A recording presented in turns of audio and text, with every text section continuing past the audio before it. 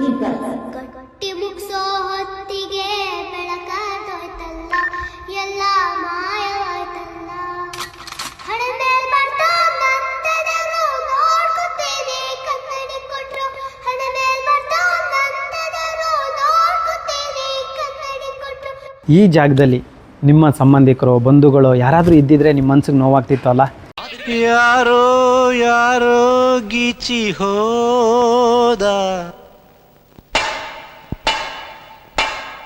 ಹಾಳು ಹಣೆಯ ಬರಹ.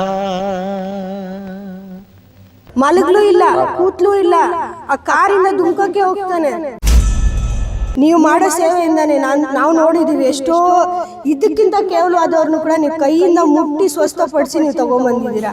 ಎಲ್ಲೋ ಒಂದ್ ಕಡೆ ಯೋಚನೆ ಮಾಡಿದ್ರೆ ಇವ್ರಿಗಿಂತ ನೀವು ಬೆಟರ್ ಅನಿಸ್ತಾ ಇಲ್ವಾ? ಅಲ್ವಾ? ನಾನು ನನ್ನ ಮನಸ್ಪೂರ್ವಕವಾಗಿ ಯಾವಾಗಲೂ ಒಬ್ಬರಿಗೆ ಒಳ್ಳೆಯದನ್ನೇ ಬಯಸುತ್ತೆ. I mean it. ಸ್ನೇಹಿತರು ನಮಸ್ಕಾರ, ನಾನು ನಿಮ್ಮ ಪ್ರೀತಿಯ ಜನಸ್ನೇಹಿ ಯೋಗೇಶ್. ನಿಜವಾಗ್ಲೂ ಭಾಳ ಬೇಜಾರಾಗ್ತಿದೆ. ಈ ವ್ಯಕ್ತಿಯ ಮಾನಸಿಕ ಪರಿಸ್ಥಿತಿನ ನೋಡಿ ಕೂಡ ಎಷ್ಟೋ ಜನ ನೋಡದೇ ಇರೋ ರೀತಿ ವರ್ತಿಸ್ತಾ ಇದ್ದಾರೆ. ತುತ್ತು ಅನ್ನಕ್ಕಾಗಿ ಪರದಾಡ್ತಾ ಇರ್ತಕ್ಕಂಥ ಈ ವ್ಯಕ್ತಿಯನ್ನು ನೀವೇನಾದರೂ ನೋಡಿದ್ರೆ ನಿಮ್ಮ ಕಣ್ಣಲ್ಲಿ ನೀರಲ್ಲ, ನಿಜವಾಗ್ಲೂ ರಕ್ತ ಬರುತ್ತೆ. ನಿಜವಾಗ್ಲೂ ಅದು ಯಾವ ತಾಯಿ ಎತ್ತು ಮಗನೋ ಗೊತ್ತಿಲ್ಲ, ಯಾರಿಗೆ ಅಣ್ಣ ಆಗಿದನೋ ಯಾರಿಗೆ ತಮ್ಮ ಆಗಿದನೋ. ಇವತ್ತು ಈ ವ್ಯಕ್ತಿಯ ಪರಿಸ್ಥಿತಿಯನ್ನು ಏನಾದರೂ ಅವರ ಕುಟುಂಬಸ್ಥರು ನೋಡಿಬಿಟ್ರೆ ನಾವು ಬದುಕಿದ್ರು ಸತ್ತಂಗೆ ಅಂತ ಅಂದ್ಕೊಂಡ್ಬಿಡ್ತಾರೆ. ಯಾಕಂತ ಹೇಳಿದ್ರೆ ಅಷ್ಟು ಕಠಿಣವಾಗಿದೆ ಆತನ ಪರಿಸ್ಥಿತಿ. ನಿಜವಾಗ್ಲೂ ಹೇಳೋದಕ್ಕೆ ಅಸಾಧ್ಯವಾಗಿದೆ. ಯಾಕೆಂತ ಹೇಳಿದ್ರೆ ಅದನ್ನು ಯಾವ ಮಾತಲ್ಲಿ ಹೇಳ್ಬೇಕಂತ ನನಗಂತೂ ಗೊತ್ತಾಗ್ತಾ ಇಲ್ಲ. ಮಾನಸಿಕವಾಗಿ ಈ ವ್ಯಕ್ತಿಯ ಪರಿಸ್ಥಿತಿ ತುಂಬಾ ಚಿಂತಾಜನಕ ಆಗಿದೆ. ದಯವಿಟ್ಟು ಈ ವಿಡಿಯೋನ ಕೊನೆವರೆಗೂ ನೋಡಿ, ಜೊತೆಗೆ ಈ ವಿಡಿಯೋನ ಅವರ ಮನೆಗೆ ತಲುಪೋವರೆಗೂ ಶೇರ್ ಮಾಡಿ.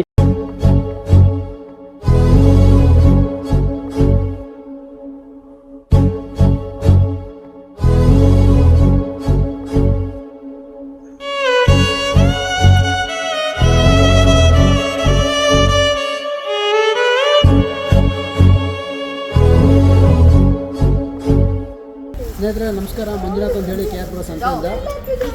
ನೀವು ಈ ವಿಡಿಯೋದಲ್ಲಿ ನೋಡ್ತಿರೋ ವ್ಯಕ್ತಿ ನಮ್ಮ ಕೃಷ್ಣರಾಜ್ ಬ್ರಸ್ ಅಂತ ಎಲ್ಲಿಂದ ಬಂದಿದ್ದಾನೆ ಗೊತ್ತಿಲ್ಲ. ಬಟ್ ಇವತ್ತು ಮಾನಸಿಕವಾಗಿ ಅಸ್ವಸ್ಥನಾಗಿದ್ದಾನೆ. ಅವನೇನು ಮಾತಾಡ್ತಾ ಇದ್ದಾನೆ ಏನಿಲ್ಲ, ಏನೂ ಅರ್ಥ ಆಗ್ತಾ ಇಲ್ಲ. ಈಗ ತಾನೇ ನಮ್ಮ 112ಗೆ ಪೊಲೀಸವ್ರಿಗೆ 112ಗೆ ಫೋನ್ ಮಾಡಿ ಪೊಲೀಸವ್ರು ಕೂಡ ಇನ್ಫಾರ್ಮ್ ಮಾಡಿದ್ದೀರಿ. ಹಾಗೆ ನಮಗೆ ಗೊತ್ತಿರೋಂಥ ನಮ್ಮ ಆತ್ಮೀಯ ಸಹೋದರ ಜನಸ್ನೇಹಿ ಯೋಗೇಶ್ ಅವರು ಕೂಡ ಇನ್ಫಾರ್ಮ್ ಮಾಡಿದ್ದೀರಿ. ಈಗ ಎಲ್ಲಿಂದ ಬಂದಿದ್ದಾನೆ, ಯಾವ ಊರು, ಏನು, ಆತನ ಭಾಷೆ ನಮ್ಗೆ ಅರ್ಥ ಆಗ್ತಾಯಿಲ್ಲ, ನಮ್ಮ ಭಾಷೆ ನಮ್ಗೆ ಅರ್ಥ ಆಗ್ತಾಯಿಲ್ಲ. ಇಲ್ಲಿ ನಮ್ಮ ಕೃಷ್ಣಾಪುರ ಸಂತೆಯಲ್ಲಿ ನಮ್ಮ ಕೊತ್ತಂಬರಿ ಬಜಾರಲ್ಲಿ ಇರೋ ಮಾರ್ಕೆಟಲ್ಲಿ ಬೆಳಗ್ಗೆಯಿಂದನೂ ಆತ ಅಲ್ಲಿ ಬಿದ್ದು ಒದ್ದಾಡ್ತಾ ಇದ್ದಾನೆ. ಅವ್ನ ಮೈ ಮೇಲೆ ಬಟ್ಟೆ ಕೂಡ ಇರಲಿಲ್ಲ. ಈಗ ನಾವು ಬಟ್ಟೆ ಹಾಕ್ಸಿದ್ದೀವಿ. ಅವ್ನ ಮೈ ಮೇಲೆಲ್ಲ ಸುಮಾರು ಗಾಯಗಳಾಗಿದ್ದಾವೆ. ಅವ್ನು ಏನೋ ಊಟ ಕೊಟ್ಟು ಕೂಡ ತಿಂತಾ ಇಲ್ಲ, ಅಲ್ಲಿ ಬಿಸಾಕ್ತಾ ಇದ್ದಾನೆ. ಅನ್ನದ ಬೆಲೆನೂ ಅವ್ನಿಗೆ ಗೊತ್ತಾಗ್ತಾ ಇಲ್ಲ. ಸೊ ಈ ವಿಚಾರವಾಗಿ ನಾವು 112ಗೆ ಕಾಲ್ ಮಾಡಿದ್ದೀರಿ. ಪೊಲೀಸವ್ರು ಬರ್ತಾ ಇದ್ದಾರೆ. ಅವ್ರ ಸಹಾಯದಿಂದ ನಾವು ಜನಸ್ನೇಹಿ ಆಶ್ರಮಕ್ಕೆ ಈತನನ್ನು ಕಳಿಸ್ಕೊಡ್ತಾ ಇದ್ದೀರಿ. ಹೂವಿನ ಬಟ್ಲಲ್ಲಿ ಕಿತ್ತು ತಂದೆ ನಕ್ಷತ್ರನೆಲ್ಲ, ಗಟ್ಟಿ ಮುಗ್ಸೋ ಹೊತ್ತಿಗೆ ಬೆಳಕಾದೋಯ್ತಲ್ಲ, ಎಲ್ಲ ಮಾಯವಾಯ್ತಲ್ಲ. ಹಣೆ ಮೇಲ್ ಬರ್ತಂತದರು ನೋಡ್ಕೊತೀನಿ ಕನ್ನಡಿ ಕೊಟ್ರು, ಹಣೆ ಮೇಲ್ ಬರ್ತಂತದರು ನೋಡ್ಕೊತೀನಿ ಕನ್ನಡಿ ಕೊಟ್ರು.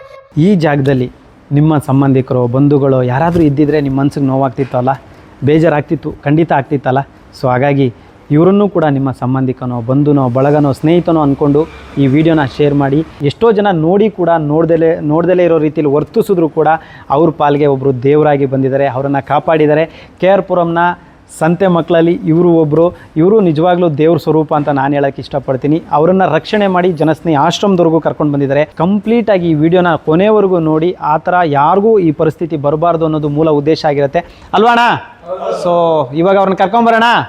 Thank you. ಅವರನ್ನು ಕರ್ಕೊಂಬರೋದಕ್ಕೆ ಹೋಗ್ತಾ ಇದ್ದೀನಿ. ಸೊ ಎಲ್ಲರೂ ಬನ್ನಿ, ಕೊನೆವರೆಗೂ ಈ ವಿಡಿಯೋನ ತಪ್ಪದೆ ನೋಡಿದ್ರೆ ಮಾತ್ರ ವಿಷಯಗಳು ಅರ್ಥ ಆಗುತ್ತೆ. ಅವರ ಕಷ್ಟನ ನೋಡ್ತಾ ಇದ್ದರೆ ಅವ್ರಿಗೆ ಸಹಾಯ ಮಾಡಲೇಬೇಕು ಅಂತ ನನ್ನ ಮನಸ್ಸಿಗೆ ಅನ್ನಿಸ್ತಾ ಇದೆ. ಹಾಗಾಗಿ ಅವ್ರಿಗೆ ಸಹಾಯ ಮಾಡೋದಕ್ಕೆ ಮುಂದಾಗ್ತಾ ಇದ್ದೀವಿ.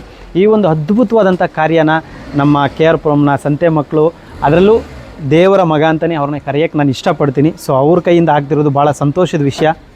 ಸೊ ಮೊದಲನೇದಾಗಿ ನಮಸ್ಕಾರ. ಹೇಗಿದ್ದೀರಿ? ಚೆನ್ನಾಗಿದ್ದೀರಾ? ಸೊ ನನ್ನ ಆತ್ಮೀಯ ಅಣ್ಣ, ಪ್ರೀತಿಯ ಅಣ್ಣ, ದೇವರ ಮಗ, ನಮ್ಮ ಸಂತೆ ಮಕ್ಕಳ ಒಂಥರ ದೇವ್ರ ಥರ ನೀವು. ಸೊ ನಮ್ಮ ಪಾಲಿಗೆ ಸೊ ದೇವ್ರು ಒಳ್ಳೇದು ಮಾಡಲಿ. ನೀವು ಬಂದಿರೋದು ಇವತ್ತು ಅವ್ರನ್ನ ರಕ್ಷಣೆ ಮಾಡಿರೋದು ನಿಮ್ಮ ಬ್ಯುಸಿ ಶೆಡ್ಯೂಲ್ಸು, ನಿಮ್ಮ ಕಷ್ಟ, ನಿಮಗೆ ತುಂಬ ತೊಂದರೆ ಕೊಟ್ಬಿಟ್ಟೆ ನಾನು ಕಾಲ್ ಮಾಡಿ ಇವತ್ತು. ಥ್ಯಾಂಕ್ ಯು ಸೊ ಮಚ್, ಒಳ್ಳೇದಾಗಲಿ. ಸೊ ಕರ್ಕೊಳ್ಳೋಣ ಇವಾಗ. ಯಾರೋ ಯಾರೋ ಗೀಚಿ ಹೋದ ಹಾಳು ಹಣೆಯ ಬರಹ.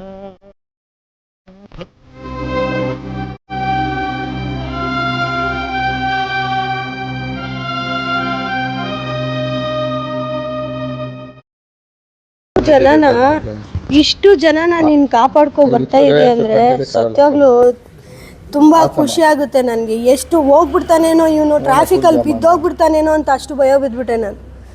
ಮಲಗ್ಲೂ ಇಲ್ಲ, ಕೂತ್ಲೂ ಇಲ್ಲ, ಆ ಕಾರಿಂದ ದುಮ್ಕಕ್ಕೆ ಹೋಗ್ತಾನೆ. ನಿಜವಾಗ್ಲೂ ಇಷ್ಟು ಜನ ಇದೊಂದೇ ನಮಗೆ ಫಸ್ಟ್ ಟೈಮು ಎಕ್ಸ್ಪೀರಿಯೆನ್ಸು. ಈ ಹುಡುಗನ ಒಬ್ಬನ್ನ ಸಂಭಾಳ್ಸಕ್ಕೆ ನಾವಿಬ್ರು ಎಲ್ಲ ಸಂತೆ ಮಕ್ಕಳು ಅಷ್ಟು ಕಷ್ಟಪಟ್ಟಿದ್ದಾರೆ ಎಲ್ಲರೂ.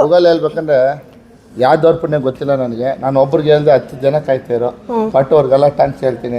ಇಲ್ಲ, ಸಂತೆ ಮಕ್ಳು ಎಲ್ಲರೂ ಜೊತೆಗೆ ಸೇರ್ತಾರೆ. ಅಲ್ಲಿರೋರು ಅಷ್ಟೇ, ತರಕಾರಿ ಮಾರೋರು, ಹೂವು ಮಾರೋರು, ಪ್ರತಿಯೊಬ್ಬರು ಕೃತಜ್ಞತೆ ಸಲ್ಲಿಸಲೇಬೇಕು ನಾವು. ನಿಮಗೆ ಶನೇಶ್ವರ ದೇವರು ಅಂತಲ್ಲ, ಎಲ್ಲ ದೇವ್ರ ಹತ್ರ ಬೇಡ್ಕೊತೀವಿ ನಿಮ್ಗೆ ಇನ್ನೂ ಶಕ್ತಿ ಕೊಡಲಿ, ಇಂಥ ಮಕ್ಕಳನ್ನ ಇನ್ನೂ ಆಶೀರ್ವದಿಸ್ಲಿ ಅಂತ. ಇದು ತಂದೆ ತಾಯಿ ಬೇಗ ಸಿಗ್ಬೇಕಣ್ಣ, ಅದೊಂದೇ ನಮ್ಮ ಮನ್ಸಲ್ಲಿ. ಪಾಪ ಈ ಮಗು ತಂದೆ ತಾಯಿ ಎಲ್ಲಿ ಹೆಂಗೆ ಒದ್ಲಾಡ್ತಾ ಇದ್ದಾರೋ, ಏನು ಕಷ್ಟಪಡ್ತಾ ಇದ್ದಾರೋ, ಅವ್ರ ತಂದೆ ತಾಯಿಗಳು ಬೇಗ ಸಿಗಬೇಕು. ಎಲ್ಲೋ ಒಂದು ಕಡೆ ಯೋಚನೆ ಮಾಡಿದ್ರೆ ಇವ್ರಿಗಿಂತ ನೀವು ಬೆಟರ್ ಅನಿಸ್ತಾ ಇಲ್ವಾ? ಹಾಂ ಅಲ್ವಾ? ಸೊ ಸ್ನೇಹಿತರೆ, ಈ ವ್ಯಕ್ತಿ ಯಾರಂತ ನನಗೆ ನಿಜವಾಗ್ಲೂ ಗೊತ್ತಿಲ್ಲ ನೋಡಿ. ಸೊ ಇವನಿಗೆ ನಿಜವಾಗ್ಲೂ ಬೆನ್ನು ಸುಟ್ಟೋಗಿದೆಯಾ, ಇಲ್ಲಾಂದ್ರೆ ಯಾರಾದರೂ ಹೊಡೆದಿದ್ದಾರಾ, ಅಥವಾ ಏನೋ ಬಿಸಿನೀರು ಸುರಿದಿದ್ದಾರಾ? ಪಾಪ ಯಾರು ಎತ್ತಿದ ಮಗುನು, ನಾನು ಒಂದು ತಾಯಿಯಾಗಿ ನನಗೂ ಮಕ್ಕಳಿದ್ದಾರೆ. ನಾನು ಒಂದು ಆಶ್ರಮ ಥರ ಅಂದರೆ ಒಂದು ಹಾಸ್ಟೆಲ್ ನಡೆಸಿದ್ದೀವಿ, ಹಾಸ್ಟೆಲಲ್ಲಿ ಕೆಲಸ ಮಾಡಿದ್ದೀನಿ. 40-30 ಮಕ್ಕಳನ್ನ ನಾವು ಸಾಕಿದ್ದೀವಿ. ಇವತ್ತು ಆ ಮಕ್ಕಳೆಲ್ಲ ದೊಡ್ಡವರಾಗಿ ಮಮ್ಮಿ ಅಂತ ಕರೆದಾಗ ನಮಗೊಂದು ಸಂತೋಷ ಆಗುತ್ತೆ. ಇಂಥ ಮಕ್ಕಳನ್ನ ರೋಡಲ್ಲಿ ನೋಡಿದಾಗ ನಮ್ಮ ಚಿಕ್ಕಣ್ಣವ್ರು ನಮ್ಮನ್ನು ಫೋನ್ ಮಾಡಿ ಕರೆದಾಗ ಒಂದು 10 ಸಲ ಆದರೂ ಇಟ್ಕೊಂಬಂದು ಕುಂಡ್ರಿಸ್ತೀವಿ ಮಗುನ. ಪ್ರಜ್ಞೆ ತಪ್ಪೋಗಿದೆ ಹುಡುಗನಿಗೆ ಬುದ್ಧಿ ಸ್ವಾಧೀನ ಇಲ್ಲ. ಬೆಂಕಿ ಯಾವುದು ನೀರು ಯಾವುದು ಅಂತ ಗೊತ್ತಿಲ್ಲ. ಬೆಂಕಿ ಮೇಲೆ ಹೋಗಿ ಆ ಮಗು ಮಲಗಿದೆ ಅಂದರೆ ಆ ಮಗು ಇಷ್ಟು ಕಷ್ಟಪಡ್ತಾ ಇದೆ ಅಂದರೆ, ಇಷ್ಟು ದೊಡ್ಡ ಹುಡುಗನಾಗಿ ಅವ್ರ ತಂದೆ ತಾಯಿ ಎಷ್ಟು ಕಷ್ಟಪಟ್ಟು ಸಾಕಿರ್ತಾರೆ. ಪಾಪ ಈ ಹುಡುಗನ ಕಳ್ಕೊಂಡು ಅವ್ರ ತಂದೆ ತಾಯಿ ಎಷ್ಟು ನೋವು ತಿಂತಾ ಇದ್ದಾರೆ ಅಂತ ಒಂದು ತಾಯಿಯಾಗಿ ನನಗೆ ಅರ್ಥ ಆಗ್ತಾಯಿದೆ ಆ ಕಷ್ಟ. ಯಾಕಂದರೆ ನನಗೂ ಮಕ್ಕಳಿದ್ದಾರೆ. ಇವನು ನನ್ನ ಮಗ ಥರನೇ, 14-15 ವರ್ಷದ ಮಗು ಅವನು, ಚಿಕ್ಕ ಹುಡುಗ. ಅವ್ರ ತಂದೆ ತಾಯಿ ಹೆಂಗೆ ಸಾಕಿರ್ತಾರೆ, ಇಷ್ಟು ನೀಟಾಗಿದ್ದಾನೆ, ಇವಾಗ ಪ್ರಜ್ಞೆನೇ ಇಲ್ಲ ಅಂದಮೇಲೆ ಅವ್ರ ತಂದೆ ತಾಯಿ ಹೆಂಗೆ ಇಟ್ಟಿರ್ತಾರೆ ಮನೆಯಲ್ಲಿ.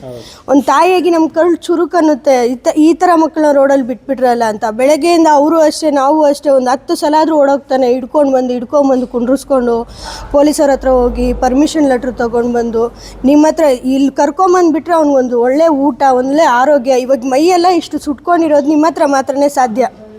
ನೀವು ಮಾಡೋ ಸೇವೆಯಿಂದಾನೆ ನಾವು ನೋಡಿದ್ದೀವಿ. ಎಷ್ಟೋ ಇದಕ್ಕಿಂತ ಕೇವಲವಾದವ್ರನ್ನೂ ಕೂಡ ನೀವು ಕೈಯಿಂದ ಮುಟ್ಟಿ ಸ್ವಸ್ಥಪಡಿಸಿ ನೀವು ತೊಗೊಂಬಂದಿದ್ದೀರಾ. ದಯವಿಟ್ಟು ಇವರು ನಿಮ್ಮ ಹತ್ರ ಕರ್ಕೊಂಬಂದುಬಿಟ್ಟಿದ್ದೀವಿ ಅಂದರೆ ನಮಗೊಂದು ನಂಬಿಕೆ. ಇವನ್ ತಂದೆ ತಾಯಿ ಹತ್ರ ಈ ಮಗುನ ಇವ್ರ ತಂದೆ ತಾಯಿ ಹತ್ರ ಕ್ಷೇಮವಾಗಿ ನೀವು ಸೇರಿಸ್ತೀರಾ ಅನ್ನೋ ನಂಬಿಕೆ ನಮಗಿದೆ. ಇದೇ ಥರ ನೀವು ತುಂಬ ಮಕ್ಕಳನ್ನ ನೋಡಿ, ಇಷ್ಟು ಜನ ಸಾಕ್ತಾ ನಮ್ಗೆ ಈ ಒಂದು ಮಗುನ ಬೆಳಗ್ಗೆಯಿಂದ ನಾವು ನಿಮ್ಮನ್ನು ಎಷ್ಟು ಯೋಚನೆ ಮಾಡಿದ್ದೀವಿ ಅಂದರೆ, ಈ ಒಂದು ಮಗುನ ಇವತ್ತು ನಮ್ಮ ಕೈಲಿ ಸಂಭಾಳ್ಸೋಕ್ಕಾಗಿಲ್ಲ ಅಂದರೆ, ಇಷ್ಟು ಜನನ ನೀವು ಸಂಭಾಳಿಸ್ತಾ ಇದ್ದೀರಾ ಅಂದರೆ, ಎಷ್ಟು ಪ್ರಾಬ್ಲಮ್ಗಳನ್ನ ಇದರಲ್ಲಿ ನೀವು ಫೇಸ್ ಮಾಡ್ತಾ ಇದ್ದೀರಾ ಅಂದರೆ, ಈ ಜನರ ಮಧ್ಯೆ ನಿಜವಾಗ್ಲೂ ನೀವು ಗ್ರೇಟು. ನಮ್ಗೆ ಅಷ್ಟು ಇವತ್ತು ಎಕ್ಸ್ಪೀರಿಯೆನ್ಸ್ ಮಾಡ್ಕೊಂಡಿದ್ದೀವಿ. ನೀವು ದಿನ ಮಾಡೋ ಕೆಲಸನ ನಾವು ಇವತ್ತೊಂದು ದಿವಸ ಎಕ್ಸ್ಪೀರಿಯೆನ್ಸ್ ಮಾಡಿದ್ವಿ. ಮೊದಲನೇದಾಗಿ ತುಂಬ ಧನ್ಯವಾದ ನಿಮಗೆ. ನಮ್ಮ ಆಶ್ರಮದ ಬಗ್ಗೆ ಮತ್ತು ಇವತ್ತು ತುಂಬ ಕಷ್ಟಪಟ್ಟು ಕರ್ಕೊಂಬಂದಿದ್ದೀರಾ, 1-2 ಮಾತು ಹೇಳೋದಾದರೆ? ಅಂದರೆ ನಾನು ಹೇಳ್ತಾ ಇದ್ದೀನಲ್ಲ, ಆ ಟೇಚನ್ ಅವರು ನಮ್ಗೆ ಹೆಲ್ಪ್ ಮಾಡಿದ್ರೆ ಸಾಕು. ಯಾಕಂದರೆ ಮನಸಾಕ್ಷಿಯಿಂದ ಹೋದಾಗ ಇಂಥ ಊರಿಂದ ಹಿಂಗೆ ಕರ್ಕೊಂಡು ಹೋಗ್ತೀವಿ ಅಂದಾಗ ಅವರು ನಮಗೆ ಪ್ರೀತಿಯಿಂದ ಕಟ್ಕಚ್ಬಿಟ್ಟೆ. ನಮ್ಮತ್ತವರು ಇನ್ನೂ 100 ಜನ ಉಟ್ಕೊಂತೀವಿ. ನಮ್ಮ 100 ಜನ ಅಲ್ಲ, ಒಬ್ರು ಕೂಡ ಮುಂದೆ ಜೇಕಾಗಲ್ಲ. ಯಾಕಂದರೆ ಭಯ ಆಗ್ತದೆ. ಇಲ್ಲ ಇಷ್ಟು 150-160 ಜನ ನಾನು ಯಾವ್ಯಾವ ಥರ ಕಷ್ಟಪಟ್ಟು ಕರ್ಕೊಂಡು, ಆ ಸನ್ನಿಧವ್ರು ನಿಮ್ಮ ಜೊತೆಲಿದೆ ಅಷ್ಟೇ. ಆ ಸನ್ನಿಧವ್ರು ನಿಮ್ಮ ಜೊತೆಲಿದೆ. ಆ ದೌರ್ ಆ ಮಧ್ಯೆ ನಾವಿದ್ದೀವಿ. ಅದು ಫಲ ನಿಮ್ಗೆ ಸಿಗ್ತದೆ. ಯಾಕೆಂದರೆ ನಿಮ್ಗೆ ಆ ದೌರ ಆ ಶಕ್ತಿ ಕಟ್ಟಿದ್ದೇನೆ. ಅದಕ್ಕೆ 150 ಜನ 160 ಜನ ನಿಮ್ಮಲ್ಲಿ ಇದ್ದಾರೆ ಅಂದರೆ ಆ ದೌರು ನಿಮ್ಮ ಜೊತೆಲಿ ನಿಮಗೆ ಆ ಅಪ್ಪ ಶಕ್ತಿ ಕಟ್ಟವನೆ. ಆ ಶಕ್ತಿ ಅಂತ ಕೇಳ್ತೀನಿ. ಆರೋಗ್ಯ ಬಗ್ಗೆ ಕೇಳಿ. ಇನ್ನು 150 ಜನ ನಿಮ್ಗೆ ಆಸೆ ಇರೋದು 1.5 ಕೋಟಿ ಜನ ನೀವಲ್ಲೇ ಇರಬೇಕಾದ್ರೆ ನಿಮ್ಗೊಂದು ಆಸೆ ಇದೆ, ಅದು ಸಕ್ಸಸ್ಫುಲ್ ಆಗಲಿ. Thank you so much. ಎಲ್ರಿಗೂ ಒಳ್ಳೇದಾಗಲಿ, ದೇವ್ರು ಚೆನ್ನಾಗಿಟ್ಟಿರಲಿ. ಆಮೇಲೆ ಈ ವ್ಯಕ್ತಿಯ ವಿಳಾಸ ಆಗಲಿ, ಅಡ್ರೆಸ್ ಆಗಲಿ, ಪತ್ತೆ ಆಗಲಿ ದಯವಿಟ್ಟು ವಿಡಿಯೋ ಶೇರ್ ಮಾಡಿ. ಎಲ್ರಿಗೂ ಒಳ್ಳೆಯದಾಗಲಿ. ಶನೇಶ್ವರ ಒಳ್ಳೇದು ಮಾಡಲಿ. ನಮಸ್ಕಾರ. ನಿಮ್ಮ ಕೈಲಾದ ಸಹಾಯವನ್ನು ಮಾಡಿ. ನಮಸ್ಕಾರ. ನಾನು ನನ್ನ ಮನಸ್ಪೂರ್ವಕವಾಗಿ ಯಾವಾಗಲೂ ಒಬ್ಬರಿಗೆ ಒಳ್ಳೇದನ್ನೇ ಬಯಸುತ್ತೆ. I mean it.